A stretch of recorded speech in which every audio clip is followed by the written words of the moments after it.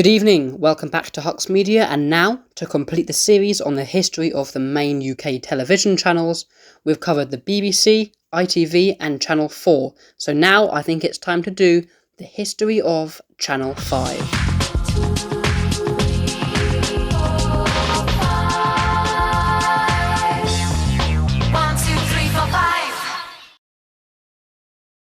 Whilst actually launching in 1997, a fifth channel on British television was conceived as early as 93 when the Independent Television Commission bidded for a new company to emerge and take their place on the airwaves.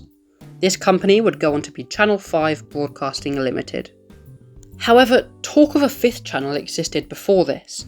The British government debated and refused on whether 5 channels on the airwaves was viable or not, going back 10 years before 5 actually launched. This tells us that back in the days before digital, where now we see hundreds of stations on our TVs, even the suggestion that they could sustain 5 was a debatable topic. I don't want to bore you by stating what happened up until 1997, because it's just the same thing of both the government and the independent broadcaster trying to find a way for a fifth channel to fit. Anyway, once all standards were set, the public were informed and Channel 5 test broadcast started transmitting. On the 30th March at 6 PM, it was ready for Channel 5 to launch. But what would be the first transmission? The first thing viewers would see when they tuned into the brand new Channel 5 was a countdown in front of a test card graphic. And when the countdown ended, people watching all over Britain were greeted by the Spice Girls, with a segment after with Julia Bradbury and Tim Vine introducing the new channel. And this is 5.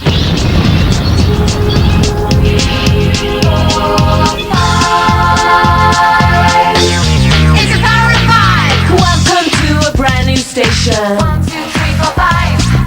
Tune in now for a new generation. 1, 2, 3, 4, 5. Guaranteed to be the new sensation. 1, 2, 3, 4, 5.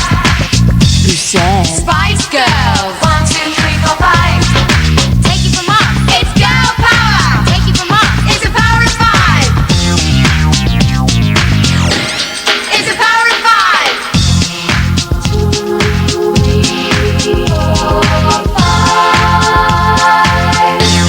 It's a power of 5. Wicked shows for you to see. 1, 2, 3, 4, 5. Tunes and sport and movies free. 1, 2, 3, 4, 5.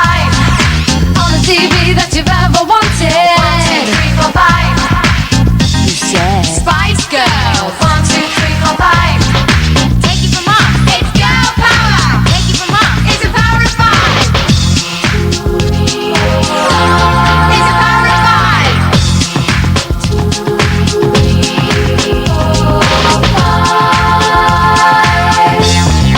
1, 2, 3, 4, 5. Thank you, the fabulous Spice Girls, for recording that song exclusively for us. And thank you for joining us on this historic occasion. Hello, yes, this is 5, and she's Julia Bradbury. And he's Tim Vine.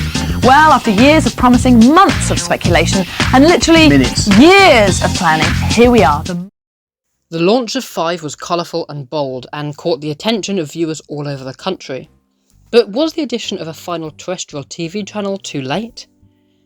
You see, in the late 90s, a brand new mode of television emerged, and that would be digital. Digital television saw a new chance for competition between independent broadcasters, and hundreds of new channels emerged on our televisions.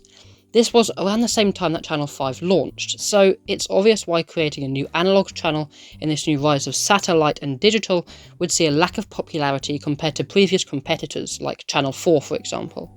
It wasn't until the next day that 5's main broadcasting started. The channel started showing sports coverage and films. This also saw the launch of the preschool block Milkshake. With everything sorted, Channel 5 needed only one thing now: a target audience.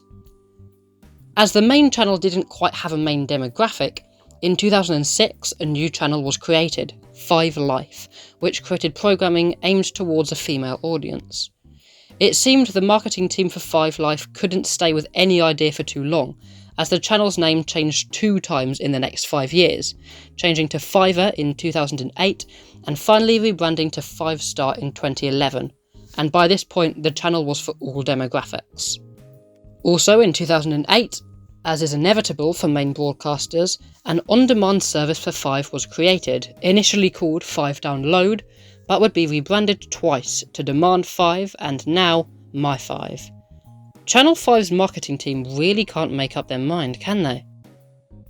Another 5 brand-owned network, 5 Spike, was created in 2015 and surprisingly didn't go under any name changes until it was shut down. The channel was the corporation's version of the US channel Spike. Overall, the 2010s were a great decade for 5 and the peak of its success. With many new shows and opportunities for the channel, the popularity has risen compared to other channels in the past 12 years. And now, or should I say 4 months ago, in March 2022, 5 celebrated its 25-year anniversary on the airwaves, in which the logo was changed to match the original Channel 5 colours and homage to the initial launch. What can I say about the future of 5 and its programming? Who knows, but what is for certain is that this series on the main 5 British broadcasters is complete. I will be making remasters of the BBC and ITV ones on their anniversaries this year, because both videos are quite old and need longer and higher quality versions. Until then, I've been Hux Media, and be sure to tune in next week for a 1-year celebration, or just in 3 days for a Hyper Summer exclusive video. Good night.